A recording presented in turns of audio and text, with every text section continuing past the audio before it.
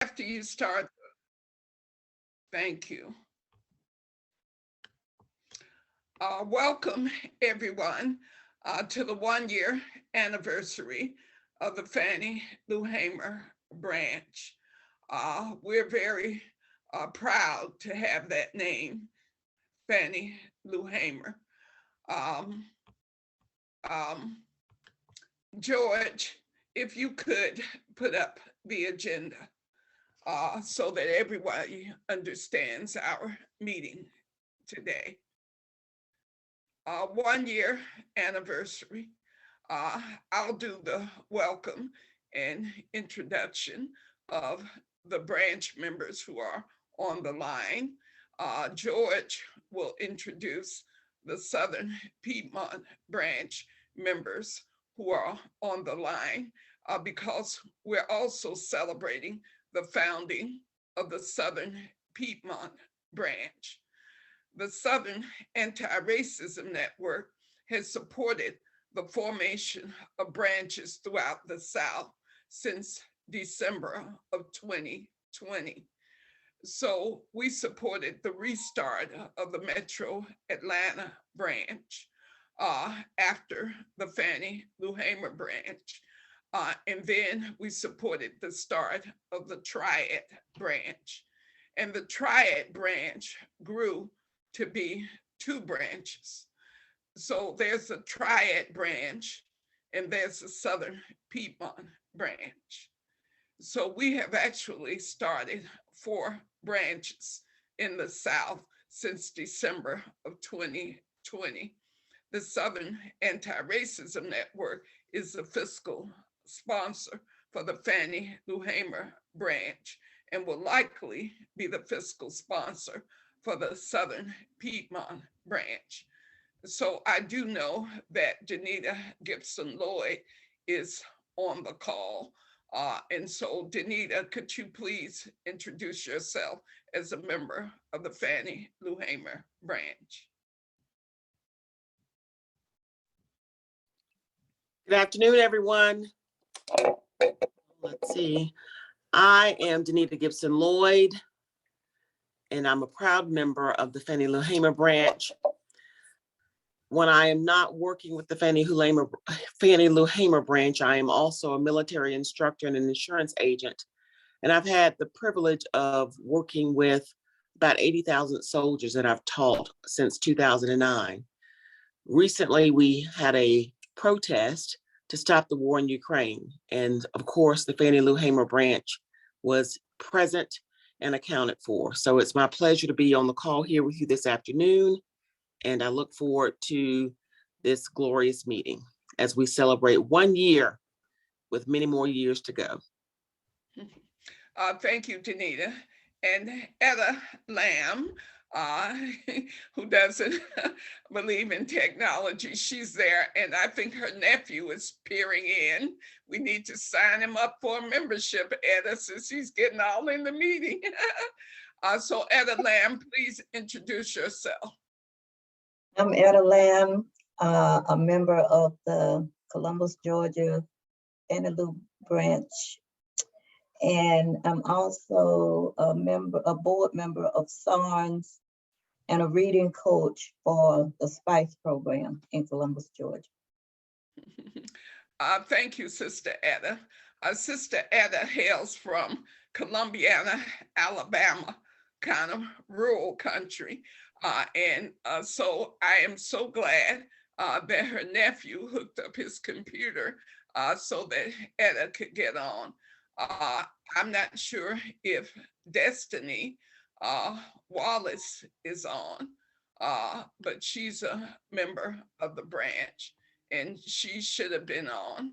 But if she's not I'm here.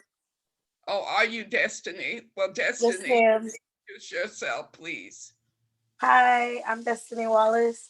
I am the Spice Outreach Organizer for the Spice group here in Columbus. And that's about it. Well, Destiny has a 5-year-old and a 2-year-old. And we met through the community work that we actually have a mini grant in for to support parents organizing for education equity. So Destiny is like 28 years old and a new member of the Fannie Lou Hamer branch, joined this year. So George Friday, I will turn it over to you to introduce the Southern Piedmont branch members. Welcome, everyone. Good to see you, and so wonderful to see people I haven't seen for ages, like Sharon from Boston and Sandy Weaver just in Charlotte, but COVID. So our Piedmont member branch, I had to stop sharing the agenda so I could get people to introduce themselves. Here, let me see. There you go. You can introduce yourself. Hi, I'm Stacy, George's sister. Stacy Friday here in Gastonia, here in my house. She's my sister.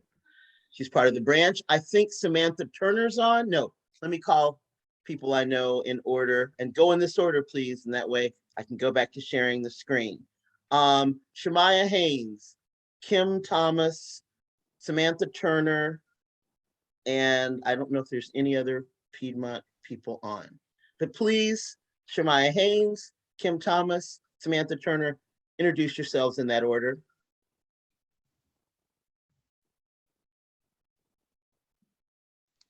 Take off your camera if you can, Shemaya, and say something for us.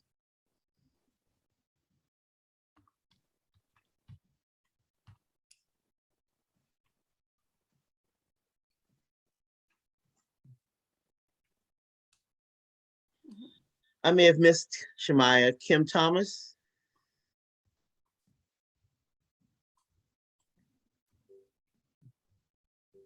I see you. Good afternoon, everyone. Apologize, I'm not feeling too well today, but I'm just going to briefly introduce myself. I'm Kimberly Thomas.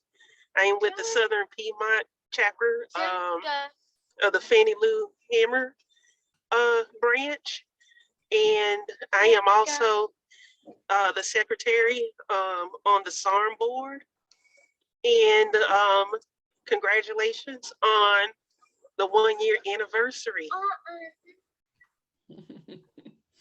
Oh, Thanks, Kim. Samantha. Hi, I'm Samantha Turner. I'm also in the Southern Piedmont branch, and I'm working with George very closely down here on work with the Southern Piedmont Circle of the North Carolina Poor People's Campaign in conjunction with our work with Will. Thanks.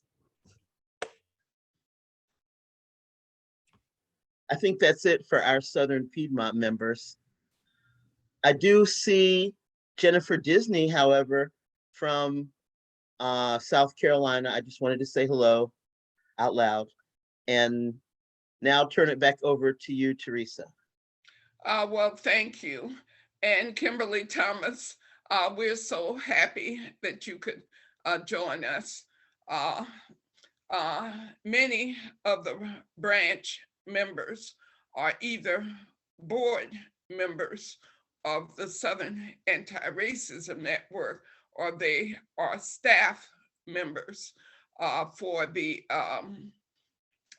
work of the Southern Anti-Racism Network, which is a 4-state project: North Carolina, South Carolina, Georgia, and Alabama.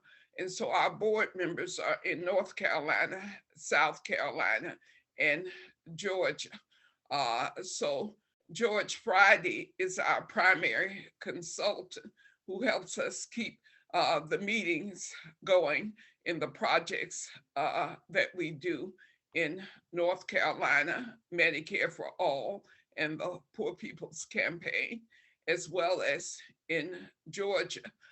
George staffs the Strong Parental Involvement in Community Education SPICE program meetings with Columbus organizing together. Danita Gibson Lloyd and Destiny Wallace are paid by a donation from the Columbus Consolidated Government to the work that we do in the community here in Columbus. And since we were acknowledging Jennifer Disney, we should also acknowledge Kim Porter, who is in the Triad branch and one of the leaders of the Triad branch. So Jennifer Disney is working on establishing a branch at Winthrop. But what we discovered before the meeting started is that Steve Smith, who was on the call, is in Charlotte. So he'll be connecting with the Charlotte Piedmont, Southern Piedmont branch. Is Steve Smith still with us? He also works part-time at Winthrop University, which is where Jennifer Disney works. But I want people to be very clear that we're organizing the South in the spirit of Fannie Lou Hamer. And what George is going to help us do is look at the accomplishments of the Fannie Lou Hamer branch in this one short year. We began recruiting to the Fannie Lou Hamer branch in December of 2020. The Southern Anti-Racism Network gifted 8 memberships to form the branch between December and January. And then in January, Roy Bourgeois, who is the founder of the School of America's Watch. And we also have here Adrian Bernal, who is a member of the School of America's Watch and a member of the Metro Atlanta branch, and also a member of the SARN board. Kim Porter is also on the SARN board. So you can see the serious commitment of SARN to organizing WILF branches in the South. So our first activity as a Fannie Lou Hamer branch was in March of 2021, when we informed the mayor and all of the city council that the Fannie Lou Hamer branch had formed.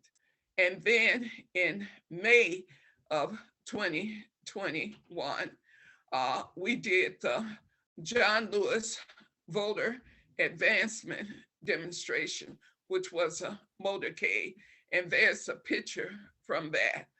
We stood in front of the government center in Columbus, Georgia, with members of the Omega Psi Phi fraternity, the NAACP, the Columbus Interdenominational Ministerial Alliance, as well as my state rep, Carolyn Hughley. And it was a great day, beautiful day, as you can see. And there I am standing on the right with a SARN sign. And so that was a very good demonstration in support of the Voting Rights Act that we need to get passed. And then what we're very proud of is the first annual Fannie Lou Hamer branch Human Rights Conference, which was held on December 11th. And there are photos of many of the participants who were there, and possibly some of you who were there in that photo. I could see Judy Adams, Akinyele Umoja, Ellen Schwartz, Cheryl Spencer, Louise Easy from the Philadelphia branch, Eileen Kurkowski from the Boston branch, and our speaker on tomorrow for the ending mass incarceration and the death penalty, who is Executive Pastor John Vaughn, and Rebecca Irby, who also spoke about the TPNW, which is an important treaty for us to advance. Thank you, George. And so I just wanted to give that picture. George, do you have the photos of Danita Gibson Lloyd and Stop the War in Ukraine, which happened this year on March 6th, just a week ago today? So, George, if you could put that picture up, that It'll would take be me about 2 or 3 minutes to find it, but I can find it and put it up. okay. That's great. Well, while George is doing that, the rest of the agenda is we have three wonderful speakers. We have Jan Quarterman, who is a Wilf U.S. Treasurer. This is her last year of her term, so she'll be coming off the board as treasurer at the end of this year. So she will tell us a little bit about how membership works, because she works closely with building the membership. And she's sent me these wonderful materials over the past year or so that we could build the branches in the South. Our second speaker was scheduled to be Cindy, but I see Robin Lloyd is here. So if Robin would be willing, we'd like for her to be the second speaker, because Robin is a third generation Wilf member, and she has wonderful stories to tell. And then we'll hear from Cindy Domingo, who will speak about the Cuba and Bolivarian Alliance issue committee of Wilf, which I am a member of that committee, and we encourage others to support the power and the success of the Cuban Revolution. George, did you find that one last picture? There is Danita Gibson Lloyd with all our beautiful signs at the government center, standing up to stop the war in Ukraine. After our speakers, thank you, George. After our speakers, we'll have a Q&A, and if there's time left after that, we will have a discussion about what we can do to stop the war in Ukraine, including what other demonstrations that we have planned as well. And we'll hear from Robin on her demonstration. So Jan Quarterman has 10 minutes or less. We're asking the speakers to speak for 10 minutes or less.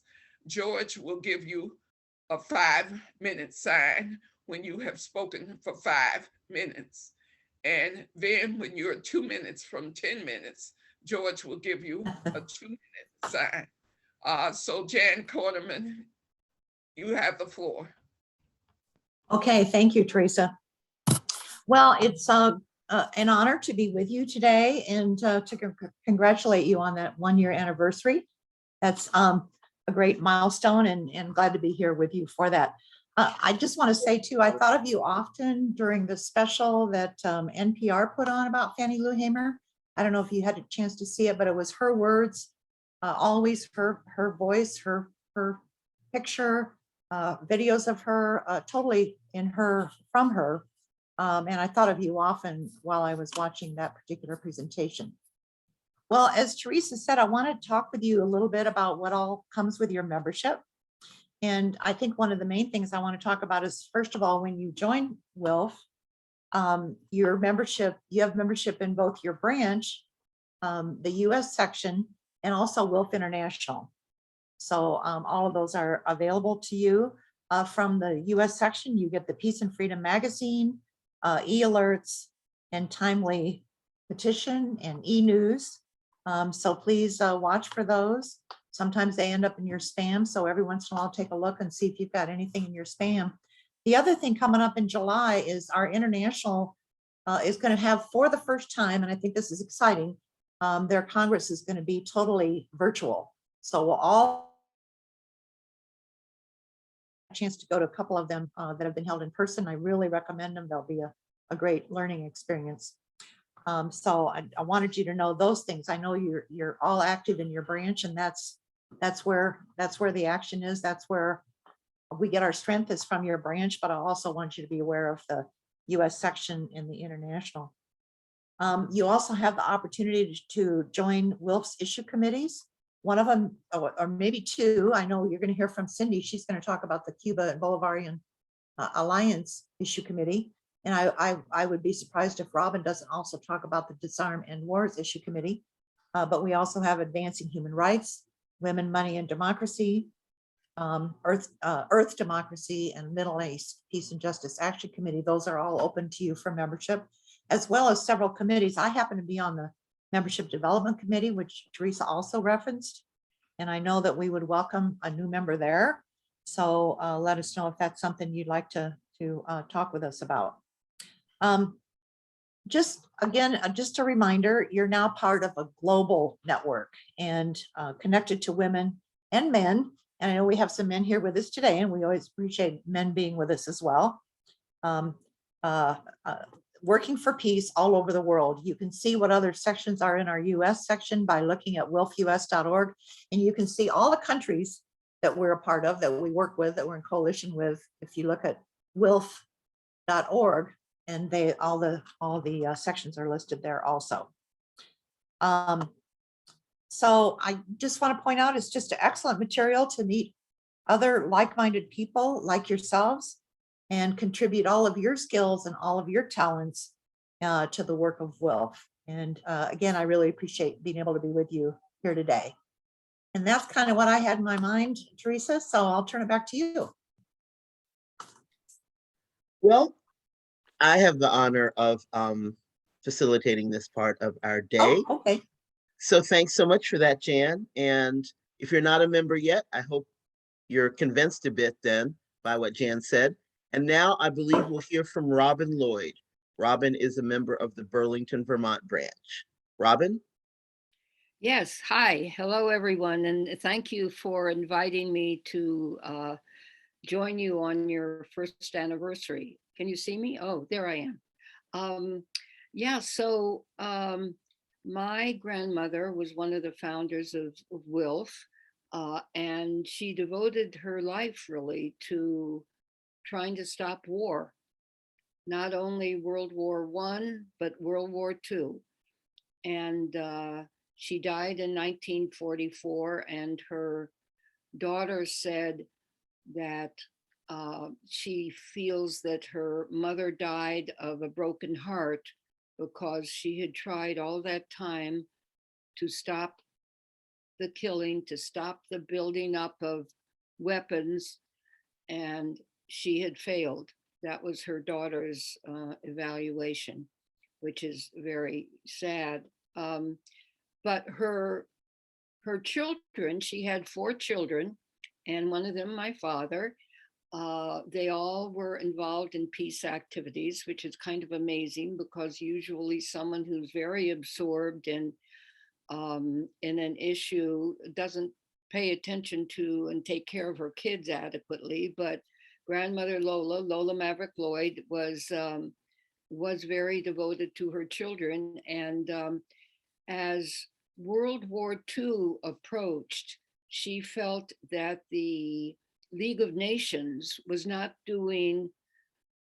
working effectively. She could see that there was buildup of weapons by all sides in Europe. And so she created, it was called Campaign for World Government. She felt some kind of world government was needed to control the instincts of the nation states to militarize and compete against each other.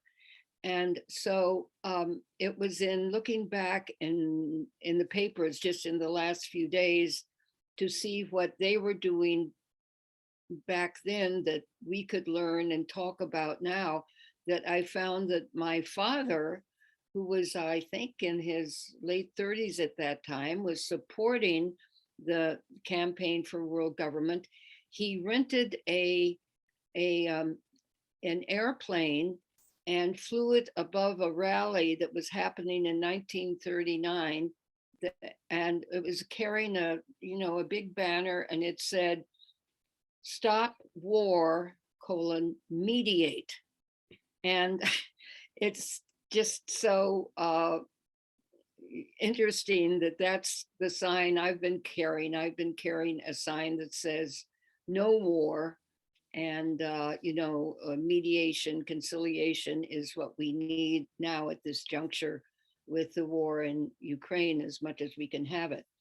So what was so interesting was that in looking through the papers and so on, and trying to find the quotes from my grandmother's good friend, Rosika Schwimmer. Now, Rosika Schwimmer was from Hungary. She was at the Hague Conference in 1915, where WILF basically got formed, where they decided to go to the main nations that were both the warring nations and the neutral nations and plead with them for mediation. And I think that was part of the genius that we have inherited in Women's International League for Peace and Freedom. And that is that at the end of every war, there has to be a peace settlement.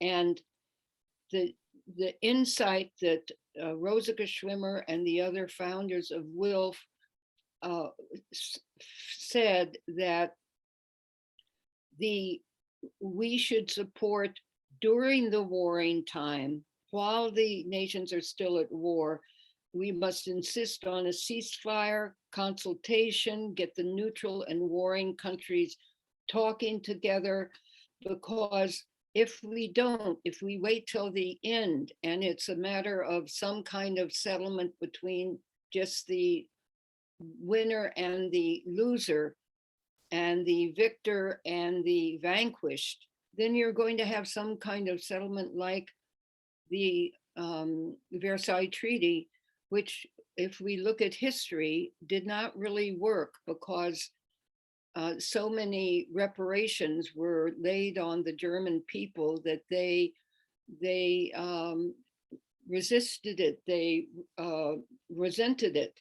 And in a sense, that gave the rise to Hitler and to what some people feel is the Second World War, the continuation of the first. Now, actually, what we're involved in now, I hate to say, looks like it's a continuation of the same wars. It's a matter of Russia feeling besieged because they suffered by far the most deaths and casualties after both wars, and they need some kind of neutral border around their country.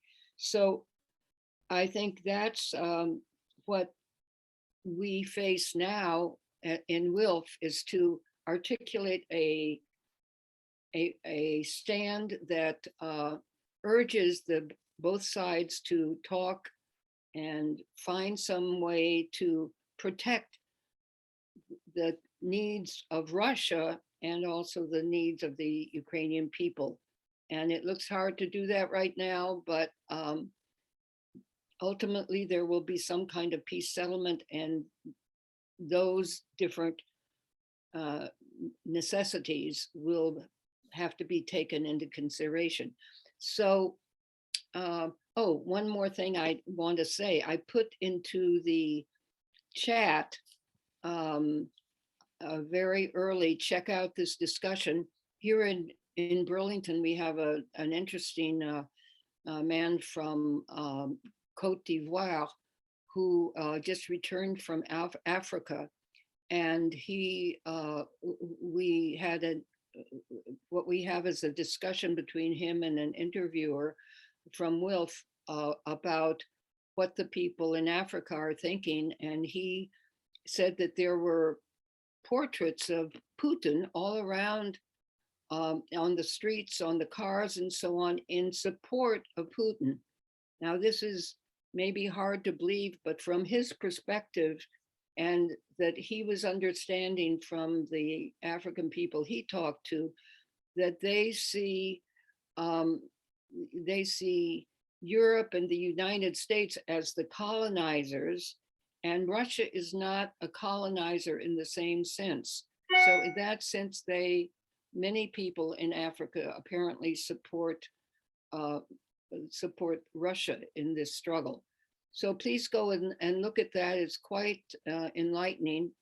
And I think that's all I can say. Thank you for pulling together these several branches in the South. And it's so important that your energy be contributed to building WILF US. Thank you.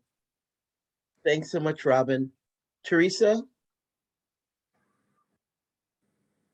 Thank you, George. Before Cindy tells us about the little island that could and her issue committee, I do want to say that we plan to have some discussion along the lines that Robin was bringing up about what is happening worldwide as a discussion of no more war is lifted up, and why the African countries see NATO as the organization of colonizers, and why the Europeans in NATO, who have colonized many countries in Africa, are now being called to account. So the question of whether NATO should exist at all is a question we hope to take up for a few minutes after our celebration as we talk about ending this awful war in Ukraine. Thank you, George. And now let's welcome my friend Cindy Domingo. Thank you. Do you want me to go ahead? Okay.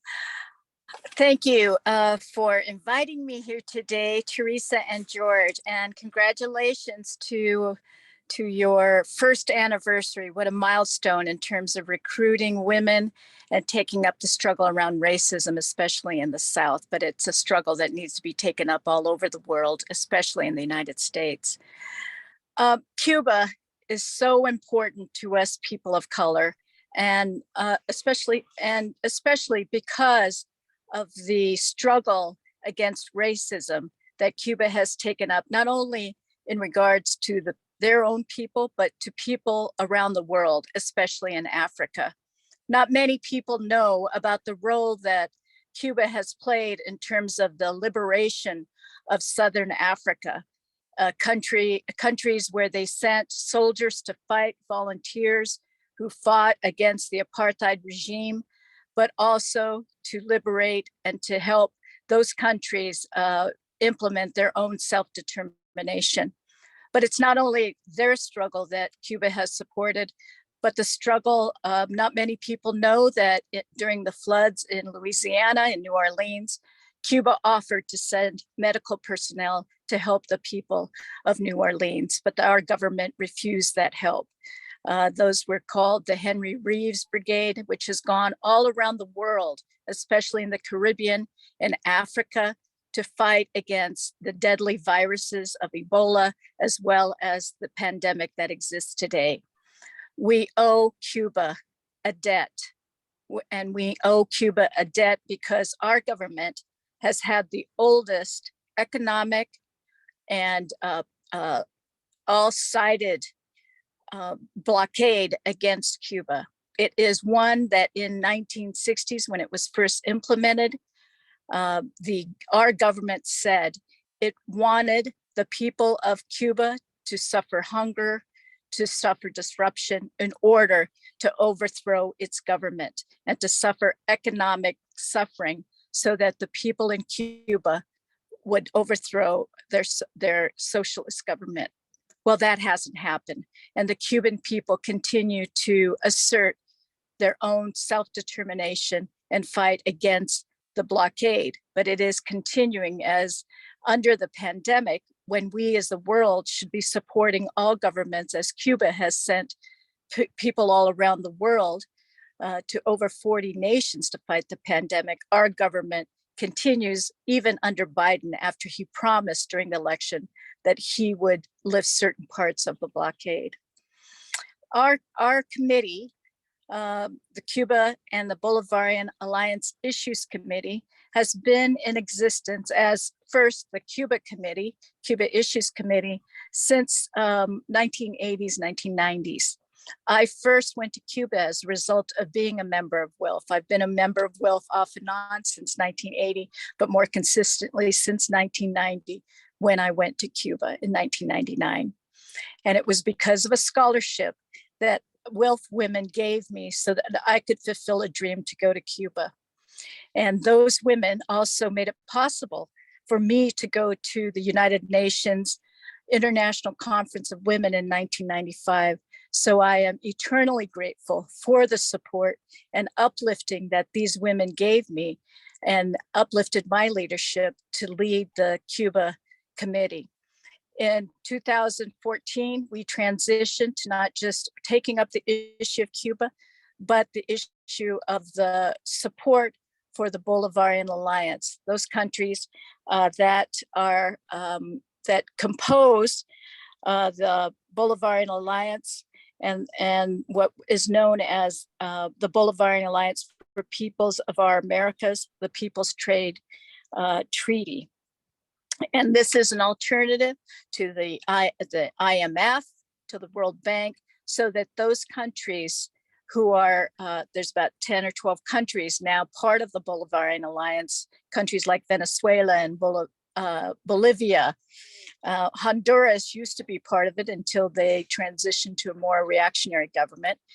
But those and smaller islands compose the Bolivarian Alliance as an alternative to the capitalist society, the imperialist countries. We felt that it was important to support these countries in their struggles for independence and self-determination, because our government is the principal government that sanctions many of those countries, especially Venezuela, Bolivia, Honduras, and Cuba, because they struggled for an alternative system, a system where they center human needs of their people. Now, many people know that Cuba offers free education, free healthcare, free childcare, and has one of the most outstanding human rights agenda for women that has liberated women in their society to enable to contribute fully to the development of their society. We meet oftentimes with US Women and Cuba Collaboration, a similar organization that is working to lift the blockade and to empower women in the United States and to bring women to Cuba so that they can see for their own selves the breakthroughs that Cuban society has been able to meet to center human needs. We meet once a month, and if you're interested to join us, I'll put my email in the chat after I get through speaking. We, as I said, we work to empower and educate diverse US women to normalize relations between the United States and the Bolivarian Alliance, and we through education, advocacy, and traveling to Cuba. We have a particular heavy focus on Cuba because that is the roots of our committee. And we have three kind of main goals that unfortunately haven't changed a lot because we under Obama, we made progress in terms of tearing down certain parts of the blockade, in terms of freedom to travel. Hundreds of thousands of people went to Cuba because Obama lifted parts of the travel blockade. And he was trying to normalize some amount of trade to benefit both companies here in the United States, as well as benefiting people in Cuba. Unfortunately, Cuba still imports a large majority of its food. Over 60% of its food is still imported. And so breakthroughs were being made under Obama, but under Trump, there were 274 to strengthen the blockade under Trump. Fortunately, President Biden has not lifted any of those, but has continued to strengthen the blockade against Cuba. He's after that Florida vote, the conservative Florida vote, but we don't think that is going to work well for him, because many of us are pissed off that he continues not to follow through with his campaign promises, and always catering to the more conservative vote, does nothing to improve the lives of Cubans as well as us here in the United States. So our three goals in terms of our work, we work in broader coalition, and fortunately, in response to Biden's strengthening of the blockade, we have now formed the largest national coalition, and is actually a Canadian-US coalition along with Cuba, to lift the blockade. And it is composed of over 60 organizations, and WILF is a strong and active member of that through our Cuba committee. We are actually going to have a national conference, and if you are in the New York area or anywhere around the New York area, it'll be 150 people allowed into the conference, and the information, I'll post the information or the website you can go to find the information on this. And WILF and the U.S. Women in Cuba collaboration will be holding 2 workshops with the official UN delegation from the Federation of Cuban Women from Cuba. They are going to be in New York for that 66th session of the Commission on the Status of Women. And we'll be looking at the Families Code, which has over a number of changes to the Constitution. It's actually revolutionary when it talks about families in Cuba. We have a lot to learn from Cuba about how they define families. They define them in terms of loving relationships, not based off of property ownership or papers, but based on what your loving relationship to your children, to your partner, to those that used to be married to your grandparents.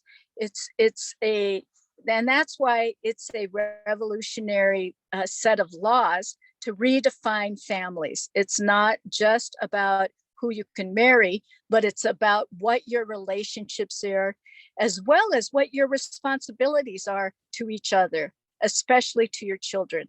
Your children are not your property, but it's your responsibility to try to teach them to exist in a more humane fashion and practice in our society. So there are 78,000 discussions happening in Cuba at this time. That is what democracy looks like, when there are going to be changes in your constitution, changes in your society, that there's a democratic discussion all over the country through organizations, through your voting precincts. Cuba's a very highly organized society, and that is how it's able to implement democracy all the way from the grassroots movement to the top. They'll vote on this Families Code. Yeah. Thanks so much, Cindy. Okay. If you have any questions, you can raise your hand using the reaction button at the bottom. You can physically raise your hand and I'll hopefully see that. Or you can type your question in the chat. I know that Teresa had a question about the next meeting, Cindy, of the committee. I think Lenny Villa Gomez is the one that sets our meetings. So I'm going to put my email there, and then you can contact, if you're interested, we can contact you about our next meeting. We meet monthly. Okay.